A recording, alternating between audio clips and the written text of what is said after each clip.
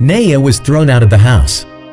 Her collar was unclipped, the front doors were opened in front of her, and she was driven out into the stairwell. The poor animal couldn't understand why she was being treated this way. She didn't break anything, didn't chew on anything. Maybe it was because Neyya was already old. The dog whimpered slightly and lay down on a neighboring rug. Neyya looked sadly at the closed door. Almost her entire life had passed in this apartment.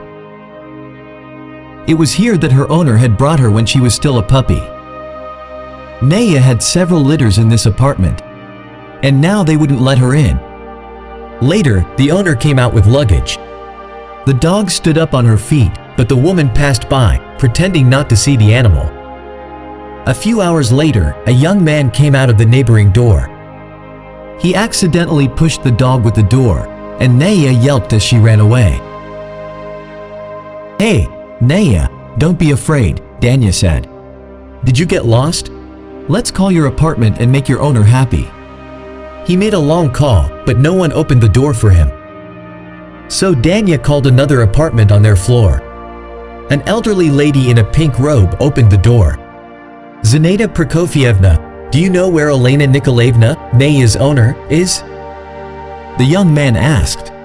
The pensioner told him that she was going to visit her sister in the Transbaikal region. "And most likely, Lenachka won't be coming back. She said she's selling the apartment and has even found a buyer," Zinaida Prokofievna said. "What about the dog?" The guy wondered. The lady in the pink robe just shrugged and closed the door. "Well, Neyya, looks like no one needs you," Neyya sighed, looking at the dog.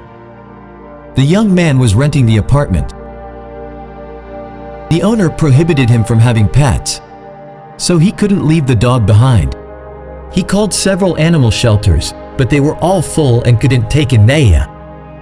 So the guy called the phone number of the owner of his apartment and informed her that he would be moving out urgently. "Why the rush?" the owner of the apartment asked. Neyya told the story about Neyya and how he decided to keep the dog. There was silence on the other end for a couple of seconds. "Okay, Neyya, stay. But if anything happens to the apartment, you're responsible for all repairs," he heard a serious voice say. The young man smiled and agreed. After he hung up and hugged the dog, Neyya realized that she now had a new owner.